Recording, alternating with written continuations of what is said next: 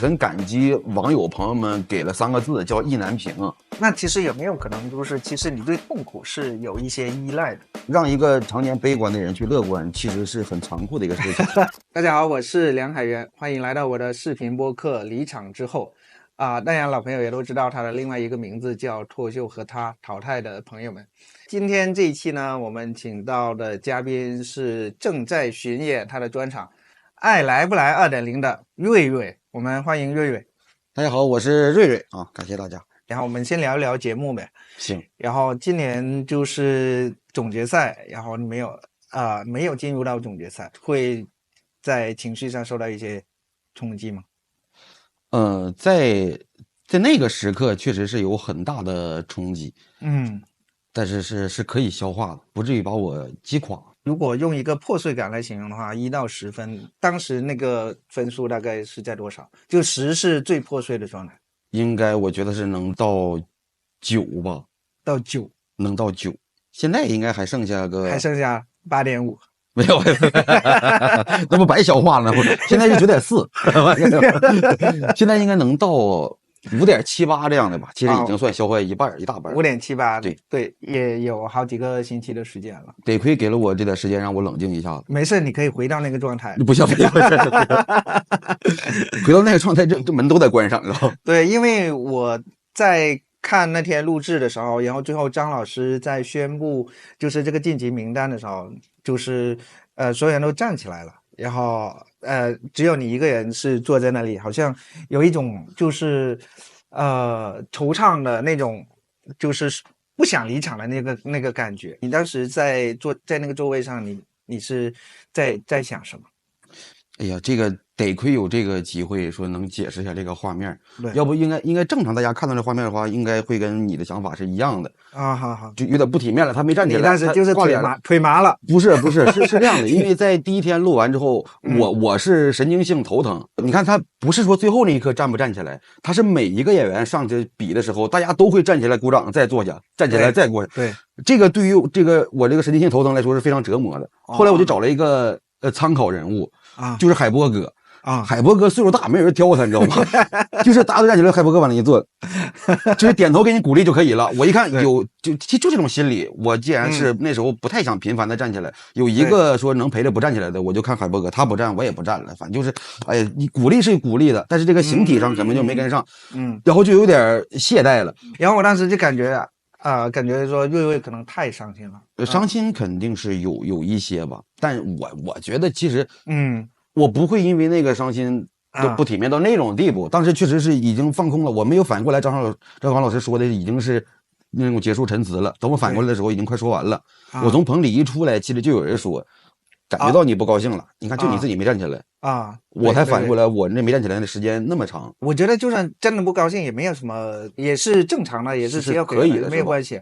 对，我当时你知道，对，其实我以前也经常不站起来，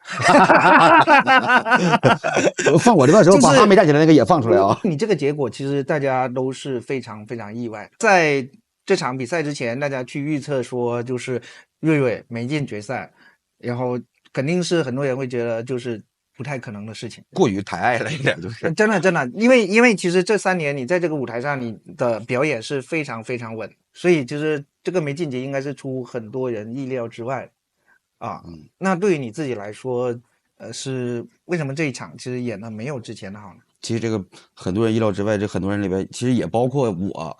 对，哎呀，可能是这一轮首先确实是准备的时间没有上一轮那么充分。那你觉得是内容没有完全充分准备好，还是表演状态因为太累了，然后没有调到最好的状态？我觉得是没有充分准备好吧。还是说觉得晋级的压力没那么大，然后可以稍微就是它的重视度会下降一点点？没有，恰恰相反恰恰相反。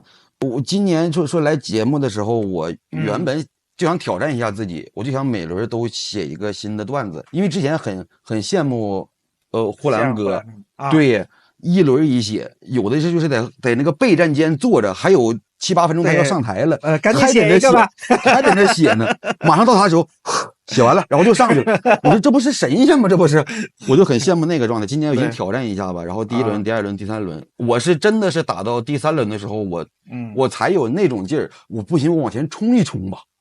就是当我拔高期待的时候，哎呀，当你第三轮开始准备要冲的时候，第四轮就突然间走了。对，这个冲击是反正也是自己造成的吧。前三轮没抱那么大期待的，因为你去年已经进入总决赛了然后你怎么今年把这个目标往下调了这么多？我任何一轮我参考的点就只有这一篇稿子，不存在说我去年的表现，我以往的怎么，因为那个他做不到任何的激励对自己。我就是第一年给我打击的有点太大了，第一年上去我觉得准备的挺好，结果一轮游嘛不是。以年为单位去缓这个事儿，所以他给我留下最深的印象就是在这个赛场上有太多的因素会导致你走还是留，你控制不了，对，你完全控制不了，所以我每一轮都是从0起步，马上把预期根据这篇稿子改到什么程度，最后定我的预期在这儿，没有根据我以往我这个人根据不了。那我觉得这是一个比较悲观一点的计划，但是你有没有更乐观的计划呢？你有没有觉得说，那就是写得很顺利，发挥得很好，然后能拿到前3甚至更好的名次？就是从第4轮开始有这种乐观的。我这个乐观持续的时间非常短因为第4轮本身我讲的就是自己悲观这种性格，对，可能就是没有办法直观的表达，但是我30多年都是这种性格，我每一轮都不认为自己说这轮没有问题了。我今年确实有一点小改观，我在第2轮的时候，我跟别人聊天的时候，无意中我说出了一句，我说我留点时间准备下一篇吧。我说完这话自己之后真的是惊了一下我说按我的性格我为什么能说出这种话，我为什么觉得这轮能进呢？那是第一次，是到今年的第2轮才第一次产生了一次说我这一轮应该差不多。除了你自己的因素吧，就是除了自己准备的方方面面的因素吧，如果要找一个外部的最重要的导致这个结果的因素，你觉得应该怪谁？反正刚才说的那个我说之前没有安排好这个时间，就在这个短短的筹备时间又排了好几场专场，这个确实是有一些影响的。然后你要再找原因的话我总结这3年的比赛吧，我发现我可能是不适合1v1的 PK 就是我可能就是压力会更大那种事，不是，就是你要是哎呀捋到最后又是自己稿子没选对的原因了。没选对是啥意思？我第一是害怕别人对我有期待，第二是更害怕自己对自己有期待。我在那一轮的时候真的产生了期待，它就一下就影响我的心态了。而且那一轮讲的内容可能就是在想强调自己的悲观。其实你在一个竞技场跟大家说我不行，我这本身它就不是你竞技的精神，你跟大家展现的是我觉得我赢不了，它可以是我的性格，但我觉得它不应该作为我的内容去展示出来，是因为很难打动任何人。其实这个悲观是因为你经历过一些乐观的时候被打击，然后会失望，所以你会觉得还不如我悲观一点。对，所以如果它变好了，它就是一个惊喜；如果它没有变好，我已经做好心理预期了我觉得就是这样，就是一个自我保护。对，我之前我捋过这个事儿，就是让一个常年悲观的人去乐观，其实是很残酷的一个事情。就是你看悲观他会觉得自己完了，他最坏的结果无非就是完了。乐观是觉得可能不完，他完了。乐观的人会觉得完了就完了，对。但是你让悲观的人原以为会不完，结果完了，他会觉得彻底就完了。他对，就有点绕口，但是是让常年悲观的人冷不丁乐观是一个挺大的折磨。你说你第一年来参加节目的时候，你说一轮游，我还想了一下，因为我在想你那算不算完全的一轮游？因为其实录了2期，是当时录了2次复活赛嘛？对，我觉得可能算1.5轮游什么之类的，因为还有一个复活赛的比赛，对吧？然后连续2次你都是卡在那个就差一个晋级位那里，对，就差一个。那个时候怎么想的？当时就差一点吧，就做简历了，就开始就要投简历找地方上班了。是，那线下都已经干好年了，冷不丁一到线上给打成破碎成那样，我第一反应就是我干不了了，我不适合，我真的没有出路了。那个时候的破碎感有几分呢？10分？得6200多万吧，得那时候已经没法形容了。在雨里边一个角落，他们找我找不着，对我没控制住自己，在角落里面我就哭了然后他们来的时候，我就赶紧就假装不哭然后后来是张绍刚老师坐车要走的时候，看着我，嘎一脚刹车停下来，过来抱了我一下，什么也没说，抱了我一下，直接就哭了。那个时候那个破碎什么安慰也听不了。你真的想要去找工作了？我是觉得就不想干了，这个破东西太伤害人了。不是，是我觉得自己不适合我，因为那是第1年上节目嘛。是。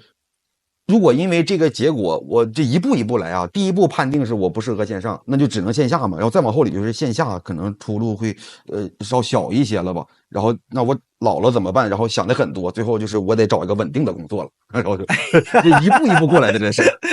你现在，所以你的想法的链条是这样的：线上不行了，不适合我，然后线下。也不是长久之计了，也不是长久之计，然后有可能就是老了没有办法养活自己对，就是可能就是个吃青春饭，演个1-2年，可能就不一定能混下去了所以要找个工作养活自己对，哇塞，你想的好多啊！一瞬间这个链条，你真的想的好多啊！是的这也是多少年这个思维习惯，我就会你看这个结果可能跟那个这么夸张吗？但它其实都是连过来的也是常年的悲观造成的。所以那一年呢，到最后你怎么康复的呢？很感激网友朋友们给了3个字，叫意难平当时高寒我俩就是意难平双子星，当时这仨字其实我后来想，它可能比晋级作用要大一些。意难平已经是淘汰里边最好的一个待遇了就你走了，观众觉得他不应该走，然后而且那是我第1年上，谁也不认识我的情况下，大家这个人挺好这个意难平支撑着当时录完之后，那时候在线下市场还挺好呢。我当时有个爱来不来 1.0 嘛，正在小剧场巡演嘛，各地俱乐部这朋友们真是给力，订了30来场，就因为这一轮一下订了30来场，后边一下就连上了，我就开始到处去演出，然后咱专场也不差，也非常棒，就一场一场炸呀，对，就炸这一道，慢慢就忘记了比赛那个伤痛，其实是在线下汲取的这种反馈和力量，去修复那个线上的那个伤口那一年是录完总决赛后来才开始巡演的，对不对？比完就开始巡演，就是已经有很多观众知道你了，然后也看过你在线上的段子了，然后觉得段子非常好笑，愿意去。因为我记得那一年是总决赛的时候，广智还专门帮你做了那个专场的广告。对，那一下也帮了老大忙了因为在录制播出之前，这个专场其实已经在一点点演，但那个时候真的排不出去。有的俱乐部是我肯捧你场，我排你专场，但就是卖不出去票。我之前总聊那个事儿，我说最惨的一场在哪儿我忘了，反正在演出的前一天打电话说咱就卖了7张票我说那不行，就延期还是怎么地的。我第一反应就是给人家添麻烦了。他说我们开会研究了，虽然只有7个人，但全是冲着你来的。我说真没有必要7个人就难道这7个人里面还有3个是冲主持人的，有2个，有3个是冲开场的，有1个是冲你来的，有一个非常坚定就冲你来的，那一个人说了，最后现场是13个人就坐了一排我讲了80多分钟老炸了13个人老炸了，我就差坐他们怀里了完全放松了呀，不抱任何期待了呀。对，那场真的很炸那个是播出之前嘛，等播出之后，因为意难平这3个字很多场地是可以卖完的了，已经是对到决赛的时候广智给推荐了一下，就可以彻底走起来所以这一路就是有就是观众朋友也帮忙，然后广智也推荐了，再加上自己内容你撑得住，对，然后就成就了那一年。我觉得13个观众应该也会印象非常非常深刻，对你他们也不一定吧，他们我觉得是不一定。他们有写 report 吗？13个人应该很容易找到他们写的 report。我有点不太记得了，可能是写了，可能对，我们也欢迎真的，如果有正好这13个人，然后看了那一场的，可以来我们这个视频下面留言讲一讲当时的情况是什么样子。24年5月份，我很理解你说的这个，就是意难平给你和给大家带来的这种。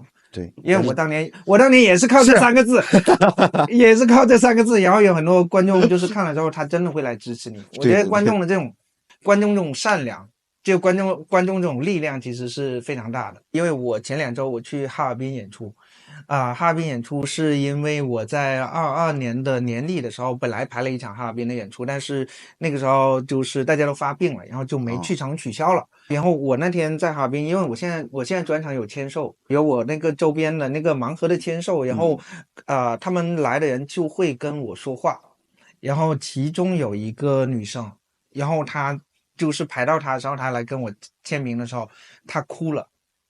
然后他一边哭一边跟我说，他说我就是当年看了你那一段节目，然后我发誓我一定要看一次你的线下，然后我等了快4年，然后终于在哈尔滨等到这个机会，我跟你见上面了，真的哭着说了，我也非常感动，我也非常感动，他一直记得这件事情，这变成了他说他要完成的一个心愿，所以我觉得有时候就是观众的这种善良真的。就是这种支持是让我们作为一个演员是非常感动的一件事。对，4年，你光听这个数字可能说就一个4年，但你想4年就等于是从大1到大4，4年可以发生太多事情了，对吧？一个奥运会的周期，一个世界杯的周期，对我还记得这个事儿，所以其实是线下的这个反馈，然后给了你重新很治愈准备的治愈的这种力量。对，所以第2年才又敢上。哎，人呐，真是这个心态他容易变化，你知道吗？这3年的心态啊，对，第1年是就得淘汰我，第2年是可以淘汰我，第3年是竟敢淘汰我，是吧？我觉得很正常啊，因为你是一直在进步的嘛。一开始对于节目组来说，可能是来了挺好的，第2年就是哇来了这么好，第3是你不来不行。我被人需要了这个事儿也是需要自己不停的是或者外界给我一些明确的信息，我才敢这么想的。对，所以我一直觉得就是你很踏实。第2年第1轮其实也有点冒险，对然后终于进了，然后就是这个包袱给卸下了，然后到第2轮的时候就表现非常好。我女朋友给我总结的，她说你发现了吗？你每一年都是第2轮最好。哎，你把第1年虽然是1轮游，但是我把复活赛算上的话，确实是你看第2篇更好。然后第2季打的时候，第1轮因为当时算是新写的嘛，讲我妈，她就是当下发生的事儿。然后新写了一篇，确实可能发挥不那么好。第2篇讲那女朋友回农村那个，哎，第2轮就特别好。今年其实也是，今年第2篇讲的被蜜蜂蛰那个也是新写的嘛，然后哎也特别好。我好像每年就只适合打第2轮。第1轮以后我不来了，第1轮你就当我进了就行了啊！跳段，对，我直接跳到第2轮打最好的一篇。你到第2轮讲的就是小燕姐那个是吧？对，我虽然已经看过你的那个稿子了，然后我好像在现场看的时候，还是大概笑出眼泪的那种状态。那个时候你应该是真正意义上第一次在舞台上炸场啊，彻底发挥出你最好的水平。当时赛制不是这样的吗？超过290直接晋级，不用 PK 了。是290以下的话，别人还可以站你啊什么的。是，当时一出票，一圈黄光，当时292应该是哎呀，我觉得这就是我职业生涯中最高光的时刻了感觉又是进了总决赛，对，不亚于进了总决赛。然后到后来真正进了总决赛，也不亚于进了总决赛。对，当时进去总决赛的心情不亚于进了总决赛。进决赛也有点没想到，当时没想到吗？那去年你每一场都非常稳定的发挥出很高的水平。这都是出了结果之后才能用稳定2个字去形容在出结果之前依然是不敢这么判定因为你心目中其实没有那种非常乐观自信的那种控制感，对吧？对，就是我咱也不能一味的谦虚啊，我值得进，就单说去年我值得进，但是我不敢判定说我能进，对，我只能就稍微折磨一下自己。我无比的担忧。那你怎么形容，怎么获得这种这么悲观的性格呢？可能最早的起因会归结于到长相以及就是外在的一些东西就是会很悲观。比如说像上一轮讲千纸鹤那一篇从进入青春期开始，你就会知道自己长得是不好看的。我觉得自卑就是青春时期的一个产物。当你刚开始在意自己外表的时候它就会基本定性。我从那会儿就算是有点小定性，我觉得自己长得不好看，又老又什么，个还矮又胖，方方面面。不是，你觉得自己老的年纪是多大年纪就觉得自己老？我很小就开始觉得自己老，所以有段子里有那一句嘛，我说8岁那年我就感慨，我说人嘛不服老是不行，因为周围人总有人这么说。现在我不再讲自己说，不再跟大家去强调我长得多老，因为这个年纪已经合理了。但是大家可能很多人不知道，我在青春期15、16岁的时候是怎么一路过来的。就是在当你最在意外表或最需要外表的时候，你是没有一手好牌的。现在基本上不会再因为外貌焦虑了。对，现在别人各位你看起来应该大概30岁了，然后说对啊，对呀，可以随便了呀，因为之前经历过太多了，这都是真实，都不是段子。打车找同学玩，司机就会问你去看孩子呀，真的就会问你啊，真的。我高中的时候坐客车回家，我旁边坐了也是应该是回村的那种大哥吧。大哥，你这一看这个皮肤，他至少是40起步了。我高中生，他张嘴能问我大哥车到哪儿了啊？那时候你们手机还不是那么方便的时候，大哥还有多远呢？一口一个大哥。之前讲过你很多皱纹的嘛，是那个时候就会有一些皱纹让人觉得说你年纪上来了。对，我开始这些皱纹啊，他不会都在一道，最开始是先长这个抬头纹嘛。抬头纹真的是，你看我小时候贴门上那个照片，大王东的照片，对，抬头纹是从小就有。就比别人多2道啊！你从这就意识到你跟别人是不一样的，你比别人拥有的更多一些，多拥有了2条。然后慢慢你再去捋的话，发现这也有，法令纹什么都有。当你捋完的时候，你发现哎呀，挺齐全，真的是，这就是为啥会有那个配齐了这个。所以悲观，我觉得就是从那个时候比较自卑的性格一路引过来的嘛。那你那个时候你怎么会那么在意外表？就是作为一个青春期的孩子，你是天然你就觉得大家特别在意自己外表？不是，就是还是你家里镜子太多了。青春期就是会对异性产生朦胧的好感。当你默默的喜欢一个女同学的时候，你希望自己是最好的。我希望她一看我这脸也愿意跟我多说几句。但那时候的反应就是真实情况，就是人家很礼貌的，可能就是同学嘛，他不会，因为我还不敢去展示其他的。是我对你真很好，我真的很喜欢，还不敢，你只能单凭自己往那一做，这个你的这个形象，吸引不到任何人的时候，你开始就怪他一点就全都总结出来了。所以你面对失败的态度就是悲观，你只要想的比那个结果更差，你就可以比较轻松的去接受这种所谓的失败。对反例就是第4轮嘛，我好不容易乐观一下。所以这其实是你面对失败的一个很典型的一个态度，是吧？对，最长久不变的一个态度。那比如说你现在到目前为止，你人生经历的东西，你觉得是哪个事情对于你来说是最大的失败呢？我干婚礼主持那几年应该它肯定是一个失败了。那几年干婚礼主持，因为挣的太少，同时我又觉得婚礼主持很厉害，我穿西服打领带到处给人主持，我连班都不用上，我是个自由职业者。但其实挣的很少嘛。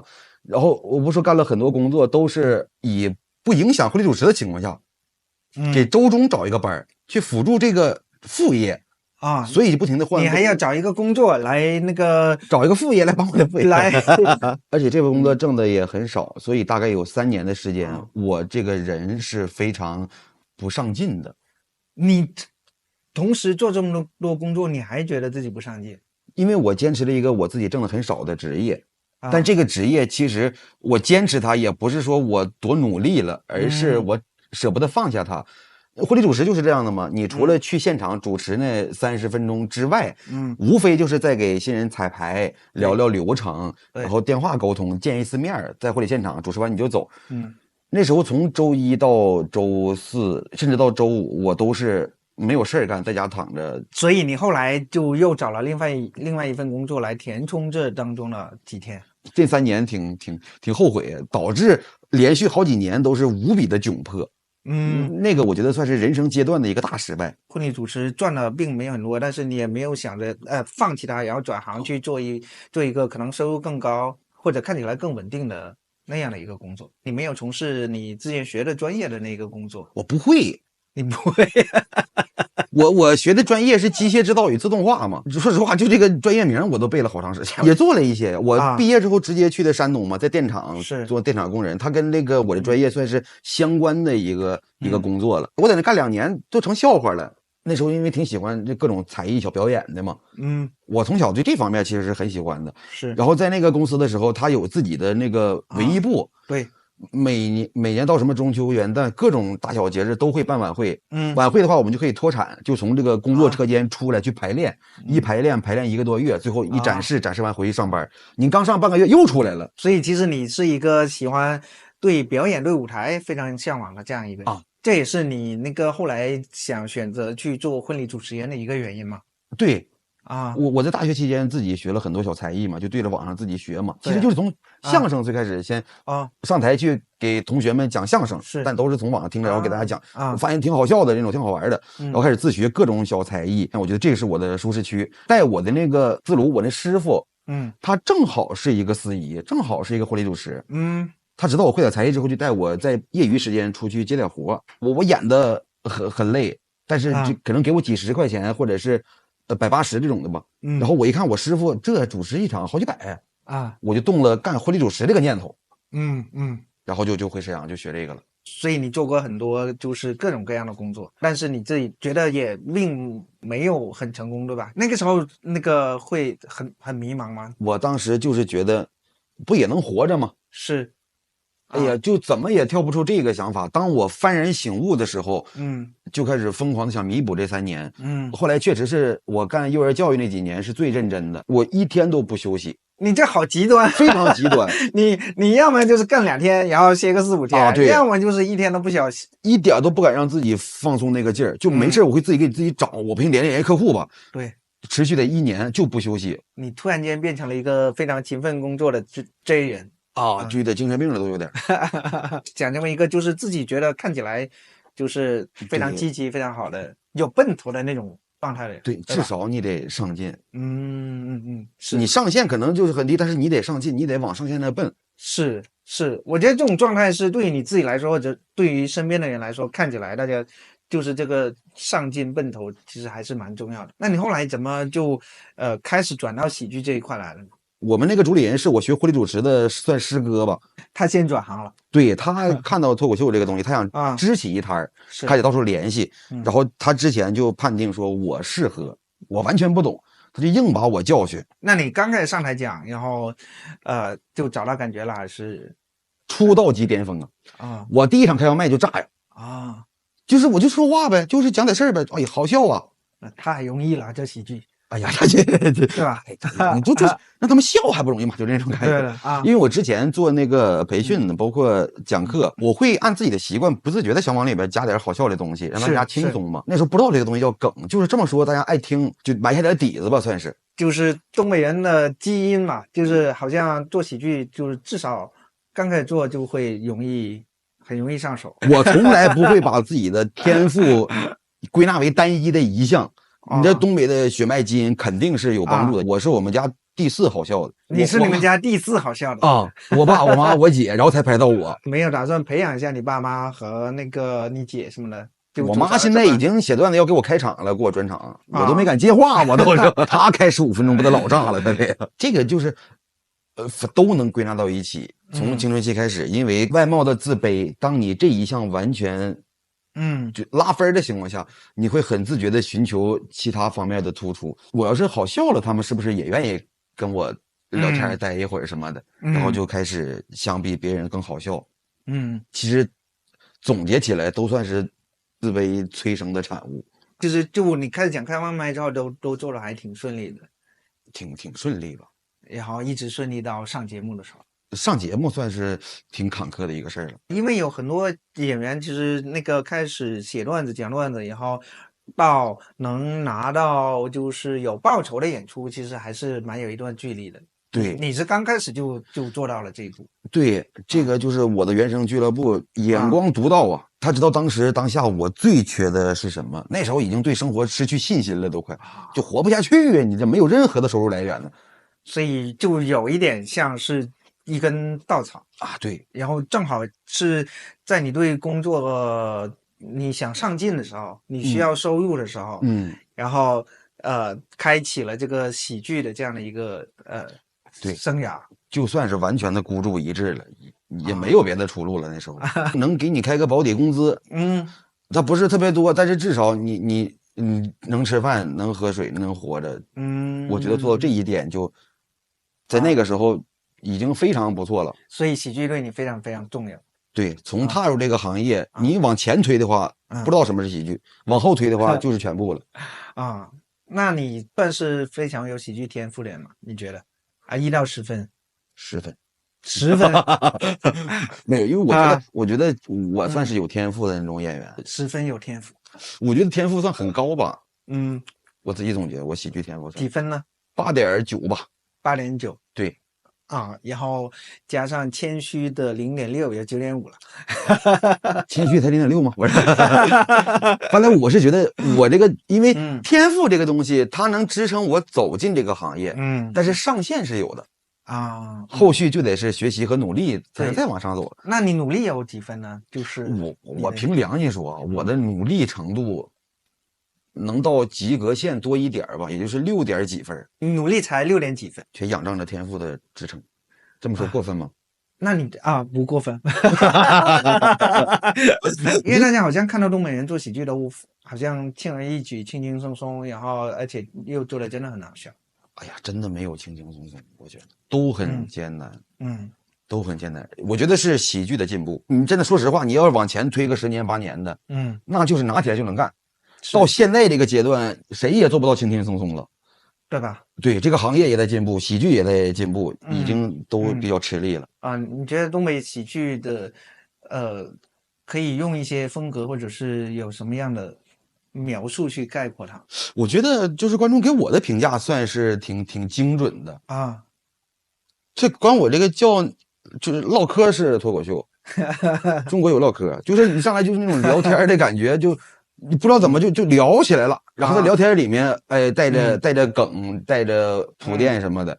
评价是这么说的，他说瑞瑞讲段子给我一种很强的那种感觉，是就像隔壁的大爷推门进来，坐我家炕上开始给我唠起来了。我说大爷这个词儿有点冒犯了，有点。对我的评价最多就是接地气儿。你有什么创作的搭子，然后你们会比较喜欢一起讨论段子的演员吗？可能我会跟那个我们自己俱乐部那个主理人，我俩聊的会多一些。在上节目之前吧，我会写事儿，我会写故事，我会把我这个经历写得非常好玩。但是我那个时候的判定是这不怎么值钱呢，这玩意儿啊。他当时有一个冲击是护栏哥的段子，我也是第一次听到说跟你玩逻辑能玩这么好笑。我意思我说这是喜剧吧，这不是搞笑吧？这有个很大的区别。然后是非常努力的想就是靠逻辑啊，或者是一些就不像之前就怎么好笑怎么写就改变了一些。我不能坐着创作。你要怎么样？要躺着？不是，我得溜达。对。我在大望洞的时候，应该是到凌晨快2点的时候，我有点灵感，想写点东西，我就会穿衣服下楼，从这个大望洞走出去，然后也不知道哪有路，就绕着这个路开始走。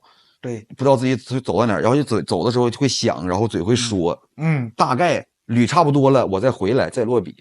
回来就已经写好了。就这个有大框吧，咱不能说写好，也没有那么快。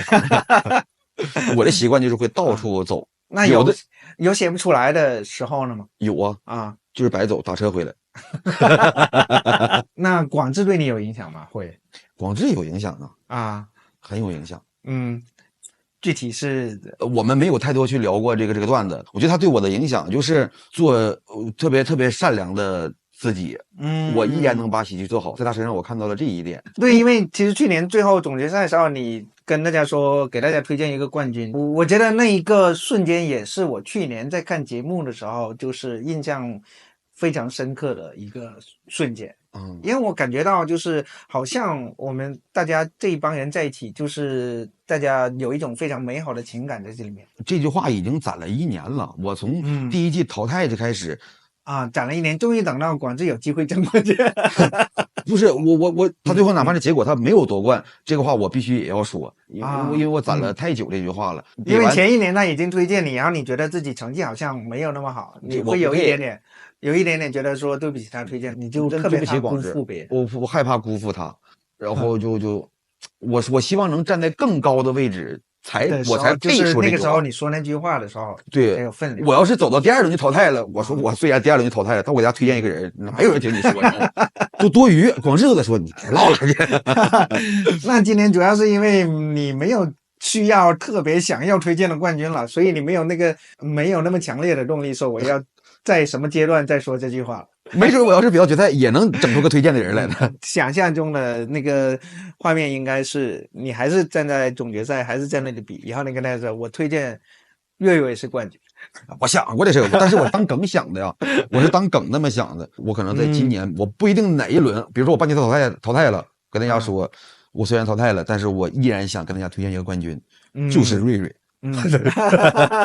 但是我走了，我没想过自己夺冠不夺冠这个事情。我的判定，我觉得这个是理性的，不是因为悲观导致的。我不知道你有没有刷到一些 report， 就是大家有看到说，哎，岳伟半决赛淘汰了，因为有很多人会说他其实是我心目中就是进总决赛甚至是冠军的一个候选人。你有刷到这样的帖子？我刷到过，我其实从第2轮就刷到了。我其实原本就没指望说会到这一步，我以为今年我说我打3轮，有1轮高光自己满意，是哪轮水过去就完事了，是这种预判。但前3轮真挺棒，我自己算过，我前3轮票数加在一起，我平均每轮是200票。现在又有一种辜负大家的感觉，就是第4轮没表现好，然后第4轮就走了。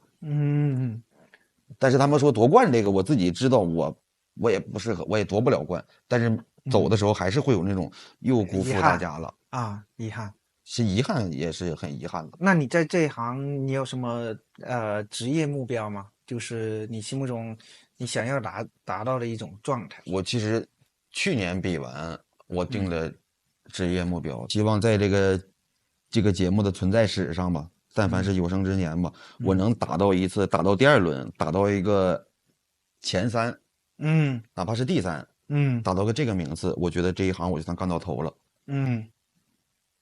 就是年度第3啊，这是我最终极的目标了，这都已经是把乐观、勇敢全加上了。观众评价瑞伟好笑肯定是非常高的一个频率的这样的一个词，还有什么就是大家频率比较高的一个形容词？真诚哦，真诚和好笑这俩吧，算是最高频率出现的词了。这喜剧最重要的2个都被你占了啊！这是最重要的2个。对，啊，真诚也重要，我以为只有好笑最重要的。那真诚是必杀技呢。好笑是什么？好笑是基本要求，对基础技能嘛，这不就是？其实我扛不住那种差评啊、负面评价，我扛不住。那这对于悲观的你来说，或者是对于你觉得之前自己很多不太成功的经历来说，这算不算也是一个好事？大的范围上其实算是一个好事儿，这就是幸好遇见脱口秀，幸好遇见喜剧了，要不然这些负面的经历啊，那些自己给自己的那些负面的感受啊，就完全没有地方去处理，对，只能靠时间。但现在它有一定的几率可以变成素材，我觉得这就是最大的一个幸运了，已经是。对，那明年还会参加比赛吗？终于问到这儿了，是不是导演问过你？我当时也沉默了这么久啊！我当时说的是，我说明年2月份再来问我。哦，啊，因为我现在想像第1年一样救救自己。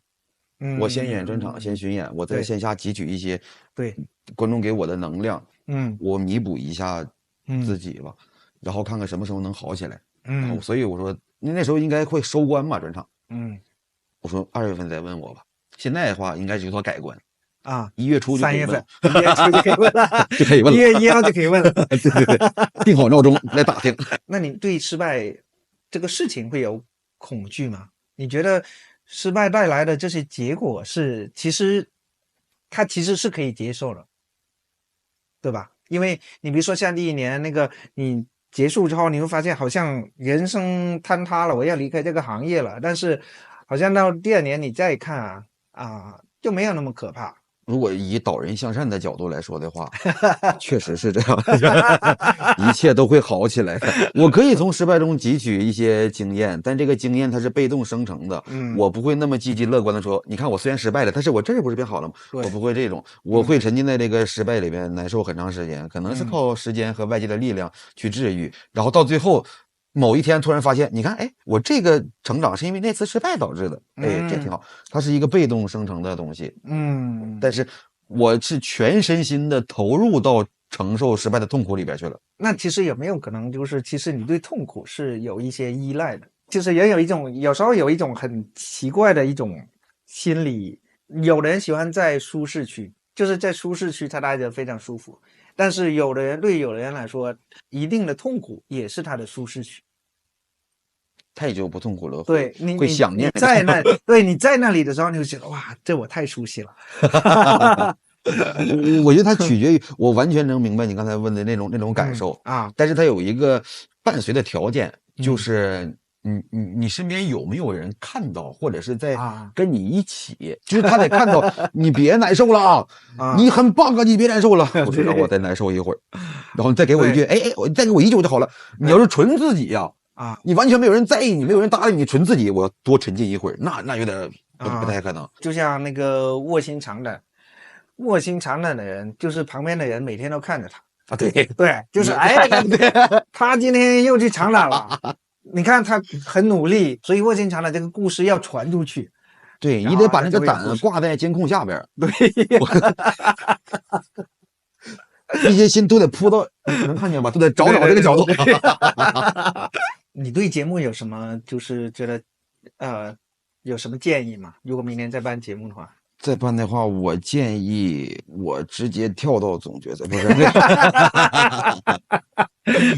从总决赛开始比吧。总决赛名单就有我，然后我欠你们6个段子，到时候补给你们一个。我觉得节目确实是在升级，它每年的赛制啊、玩法呀都在变化。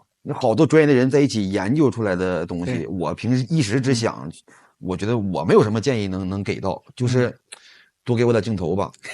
真的，就是认识我的还是太少了，这种观众朋友多给我的镜头，我挺好玩的。其实应该在很多观众眼里，就是瑞瑞是一个实力大于名气的这样的一个选手，你自己会有这种感觉吗？会的，我甚至现在一些段子的内容就是基于这个自己的心理，尤其是从去年比完的时候可能对这个播出效果什么期待有点高了，对，落差有点大。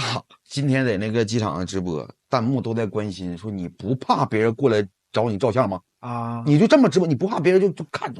我说我就是这么，我已经喊了1个多小时都没人搭理我呀。我可能没有传递出太多的那种让别人记住的点。那你觉得为什么会让大家没有记忆点？我品过这个事儿是这样的，比如这个人他的好笑的盘子是这么大但在这个盘子上面他呈现出了一个什么特点或者是什么东西，然后同时给到观众了，观众会接住这个盘子的时候看到这个，哎呀，对，这才接过去了。我是光铺这个盘子了，空的，好笑这个盘子我铺的很大很大，我越铺越大递过去。他们会找这上面有啥，他们不会看这个盘子有多大，大概是这种感觉。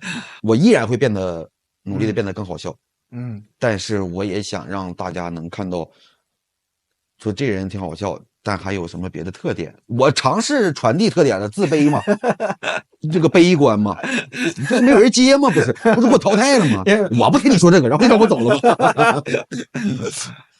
不能拿悲观当特点。我感觉你这种状态跟大家舞台上看到的你的状态很难联系到，就是你真的是这样的一个人。是的，你在舞台上就那只有讲段子和 talking 这2个部分吗？对。那你对成功有多渴望呢？对成功有多渴望啊？对啊，我觉得我现在挺成功的，今年其实挺知足的，可能也是因为有这个专场的巡演。对，在巡演是，在有收入和有事儿干。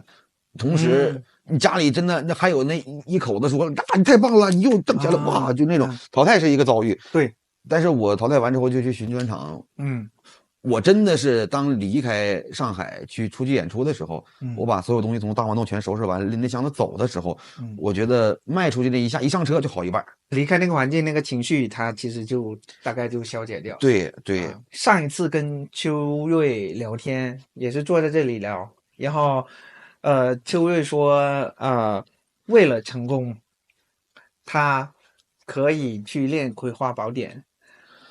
哎呀，他指的是哪方面的成功？他是把《葵花宝典》先放一下吧，我可能到不了这种，我觉得我是做不到那一步的。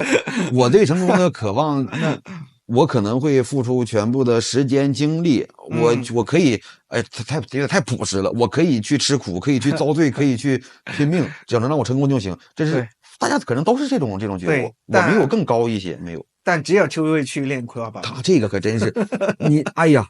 我可以祝他成功。我如果能接下来你说很多年都持续我今年这个状态，就是也演出有收入，然后在演出之余，你说回到家两个人嘻嘻哈哈的那种，我觉得是一种非常幸福的状态。对，你的专场应该这一年应该都会在巡演，对吧？目前的计划至少元旦之前肯定是一直会巡演。那也欢迎我们的观众就是去看瑞瑞演出。反正我刷到关于瑞瑞这个专场非常大量的就是好笑，很好笑，也在此同时还很真诚。我的那个专场就是天才的深夜晚，我做了一个周边嘛，就是这4把剑，然后它是按年份来分的，然后最左下是0年的，右上那个粉色是3年的，黑金这个是5年。还有那个紫色是11年的，它分别有一些不同的卡片的一个故事。因为我们是一个盲盒，如果你抽的话，你希望会抽到哪一把剑？0年、3年、5年、5年、11年。我希望能抽到一个5年的吧。为什么是5年？我觉得5年它是一个阶段，我觉得不管干啥5年都可以作为一个阶段了。但现在节奏很快啊，0年也可以做一个阶段零基础开始我觉得应该是5年。5年是吧？这5年能看出很多东西。我们抽一个看看。来这个，我不相信自己的第一选择。你果然是一个悲观的人。永远年轻，永远不相信自己。